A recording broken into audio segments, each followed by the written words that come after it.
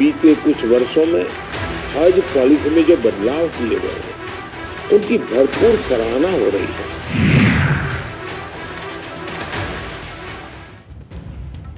और अब बात करेंगे देश की सियासत की। सियासत में दो तरह के लोग होते हैं आमतौर पर। एक होते हैं बयान बहादुर, जो केवल बातों की राजनीति करते हैं, और दूसरे होते हैं काम बहादुर, जो जमीन पर काम करते हैं, जिनका काम दिखता है। ये लोग काम करते हैं और इस काम का असर जमीन पर कैसे दिखता है, ये आपको आंकड़ों के जरिए दिखेगा। मैं आज बात ये क्यों कह रही हूं, मैं इस बारे में आपसे बात करूंगी, लेकिन उससे पहले एक खबर। प्रधानमंत्री नरेंद्र मोदी लगातार एनडीए सांसदों से अलग अलग ग्रुप्स में मीटिंग कर रहे हैं। लोकसभा चुनाव की तैयारियां तेज हो रही हैं और सभी पार्टियां इस चुनाव से पहले अपने अपने एजेंडा और नैरेटिव पर बहुत काम कर रही है। उन्हें करना भी चाहिए, लेकिन मैं पीएम मोदी की मीटिंग का जिक्र इसलिए कर रही हूं क्योंकि उन्होंने इस मीटिंग में अपने सांसदों को एक खास टास्क दिया है। ये टास्क है मुस्लिम महिलाओं का भरोसा जीतना। सोमवार रात पीएम मोदी ने एनडीए सांसदों के साथ मीटिंग में कहा कि वो इस बार का रक्षाबंधन मुस्लिम महिलाओं के साथ मनाएं। सोर्सेज बता रहे हैं, उन्होंने कहा कि उनकी सरकार ने 3 तलाक बैन करने का फैसला इसीलिए किया ताकि मुस्लिम महिलाएं सुरक्षित महसूस कर सकें। इस बैठक में पीएम मोदी ने समाज के हर तबके को जोड़ने की बात कही, जिसमें जाहिर है मुसलमान भी एक है। एक तरफ भारत का प्रधानमंत्री अपने सांसदों से कह रहा है कि अल्पसंख्यकों को भरोसे में लो, उनका विश्वास जीतो, वहीं अपने पड़ोसी पाकिस्तान में अल्पसंख्यकों के साथ क्या हो रहा है, मैं ये भी आपको बताना चाहती हूँ। लेकिन उससे पहले पाकिस्तान के एक अल्पसंख्यक सांसद का दर्द आप सुन लीजिए। मैं 3-4 दिन से देख रहा हूं, एक दफा कहा गया हिंदू गाय का पुजारी, हम गाय की पूजा करें, ये हमारा हक है और हम करेंगे। हम पे लतीफे कसे जाते हैं और हिंदू हिंदू कह के यहाँ पे, क्या हम पाकिस्तानी है ना, तो हम क्यों नहीं कह सकते ये हमारे पाकिस्तानी। इनको गालियां देनी होती है, इंडिया को गालियां दे देते हैं हिंदुओं को, क्या कसूर है हमारा यहाँ पे।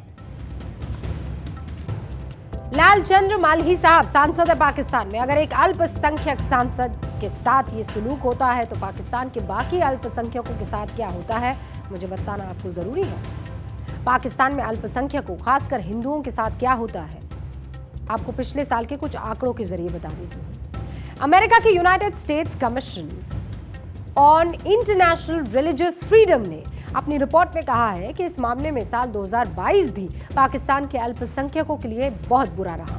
वहां अल्पसंख्यकों की ईश निंदा, ब्लास्फेमी, टारगेटेड किलिंग, लिंचिंग, जबरदस्ती धर्मांतरण, उनके धर्म स्थलों पर हमला, महिलाओं के खिलाफ सेक्सुअल हिंसा के मामले बढ़ गए हैं। ये रिपोर्ट कहती है हिंदू, सिख, ईसाई के अलावा शिया और अहमदिया जैसे फिरकों को भी लगातार कट्टरपंथियों के खौफ के साए में रहना पड़ रहा है।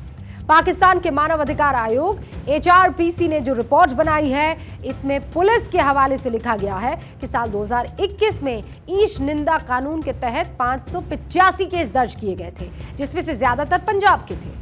पाकिस्तान में 2009 में सरकारी नौकरियों में गैर मुसलमानों को 5% कोटा रखा गया था उनका, लेकिन इसी साल वहां के सुप्रीम कोर्ट ने इमरान सरकार से पूछा था कि गैर मुसलमानों के लिए रिजर्व 30,000 पोस्ट खाली अब तक क्यों है।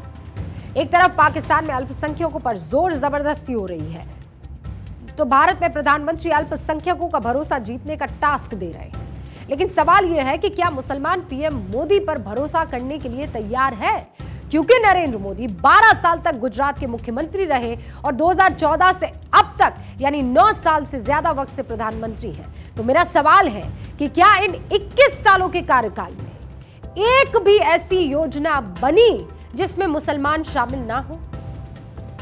क्या बतौर सीएम और बतौर पीएम नरेंद्र मोदी की सरकारी योजनाओं का फायदा मुसलमानों को नहीं मिला? एक भी ऐसा सरकारी कार्यक्रम मुझे बता दीजिए जिसमें मुसलमानों को अलग रखा गया हो। क्या इस सरकार में मुसलमानों की बेहतरी के लिए कोई नया कार्यक्रम या नई योजना नहीं बनी? क्या मुसलमानों को जोड़ने के लिए बीजेपी कुछ कार्यक्रम नहीं चला रही है? पीएम मोदी के कार्यकाल के दौरान उनके सियासी विरोधियों ने लगातार यह साबित करने की कोशिश की कि वो एंटी मुस्लिम है। ये इतनी बार और इतने मंचों से कह दिया गया कि एक पूरा नैरेटिव सेट हो गया। लेकिन क्या वाकई ऐसा है? क्योंकि राजनीति तो बयानों से चल जाती है, लेकिन सरकार बयानों से नहीं चलती ना, गवर्नेंस से चलती है। योजनाओं से चलती है, कार्यक्रमों से चलती है और उनके क्रियान्वयन से चलती है। इसीलिए आंकड़ों के आधार पर इन सवालों की पड़ताल करते हैं। नैरेटिव की खबर जरूरी है लेना, जो बंद ही नहीं हो रहा है। पहले आप प्रधानमंत्री नरेंद्र मोदी का एक बयान सुनिए जो उन्होंने भोपाल में बीजेपी के कार्यक्रम में दिया था। ये वोट बैंक की राजनीति करने वालों ने हमारे जो पसमंदा मुसलमान भाई बहन हैं, उनका तो जीना भी मुश्किल करके रखा हुआ है। वो तो तबाह हो गए, उनको कोई फायदा नहीं मिला है। वे कष्ट में गुजारा करते हैं। पसमंदा मुसलमानों का इतना शोषण किया है, लेकिन इसके ऊपर कभी देश में चर्चा नहीं हुई। जो पसमंदा मुसलमान है, उन्हें आज भी बराबरी का हक नहीं मिलता। उन्हें नीचा और अछूत समझा जाता है। प्रधानमंत्री मोदी बीजेपी के कार्यकर्ताओं से कह रहे हैं कि मुसलमानों के नजदीक जाइए, उनको सरकार की योजनाओं की जानकारी दीजिए। मुसलमानों में भी उन लोगों के पास जाइए जो सबसे पिछड़े हैं, यानी पसमानदा हैं, महिलाएं हैं। इसीलिए जानना जरूरी है कि मोदी सरकार मुसलमानों के लिए कौन कौन सी योजनाएं इस वक्त चला रही है। ये मुसलमान और इनके लिए चल रही योजना आपके सामने है। मोदी सरकार की अल्पसंख्यक योजनाओं में उड़ान योजना है। मुस्लिम स्टूडेंट्स को कंपटीशन या कॉम्पिटिटिव एग्जाम की तैयारी के लिए फ्री कोचिंग और छात्रवृत्ति शादी शगुन योजना दी जा रही है। मुस्लिम जो लड़कियां हैं उनको ग्रेजुएशन के बाद 51,000 रुपए नकद दिए जा रहे हैं। उस्ताद योजना, जिसमें मुस्लिम कारीगरों को स्किल डेवलपमेंट की ट्रेनिंग दी जा रही है। सीखो और कमाओ योजना, जहां 75% ट्रेंड मुस्लिम युवाओं को रोजगार दिया जा रहा है। ईदी योजना, इसमें 5 करोड़ मुस्लिम स्टूडेंट्स को प्रधानमंत्री छात्रवृत्ति दी जा रही है और इसमें 50% लड़कियां होना जरूरी है। ये वो योजनाएं हैं जो केवल मुसलमानों पर केंद्रित हैं, ओनली एंड ओनली। इसके अलावा पीएम आवास योजना, आयुष्मान भारत, उज्ज्वला, किसान सम्मान निधि, ये वो योजनाएं हैं जिनका फायदा पूरे देश में मिलता है। सबको मिलता है। सब मतलब मुसलमानों को भी मिलता है। इन योजनाओं के अलावा पीएम पद संभालने के बाद नरेंद्र मोदी 2014 में अल्पसंख्यक कल्याण के लिए बजट पर जो है लगातार चर्चा चल रही थी, उसे बढ़ाया था। इसी सरकार ने मुस्लिम महिलाओं को 3 तलाक जैसी कुप्रथा से निजात भी दिलाई थी। इसके अलावा 6 लाख से अधिक वक्फ बोर्ड और वक्फ संपत्तियों के दस्तावेजों को डिजिटाइजेशन के लिए उपलब्ध कराया। पीएम मोदी ने ही सऊदी अरब सरकार से बात न केवल हज का कोटा बढ़वाकर, बल्कि हज पर लगने वाली जीएसटी को 18% से घटाकर 5% भी कर लिया है।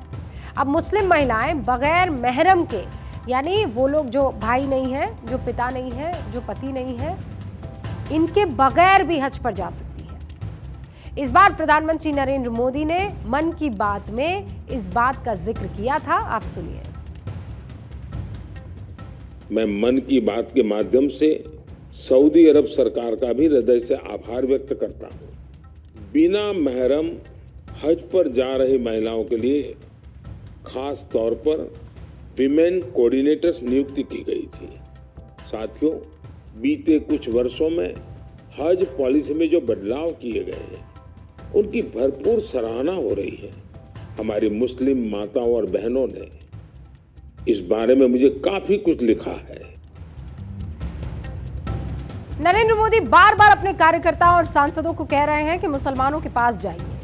अब मैं बात कर रही हूं बीजेपी के मुस्लिम आउटरीच के बारे में। बीजेपी ने इस साल 10 मार्च से पूरे देश में मुस्लिम आउटरीच प्रोग्राम शुरू किया है, जिसमें मुसलमानों से सीधा संवाद किया जा रहा है। बीजेपी की तरफ से स्नेह यात्रा निकाली जा रही है। इसमें समाज के पढ़े लिखे और ओपिनियन मेकर्स को मोदी मित्र बनाया गया है। इसी महीने बीजेपी ने सूफी संवाद भी शुरू किया है। इसके अलावा अलीगढ़ मुस्लिम यूनिवर्सिटी के वाइस चांसलर रहे तारिक मंसूर और केरल के अब्दुल्ला कुट्टी को बीजेपी के राष्ट्रीय उपाध्यक्ष के तौर पर नियुक्त किया गया है। इससे पहले तारिक मंसूर यूपी में एमएलसी वो बने थे। ये मैं नेशनल लेवल की बात कर रही हूँ।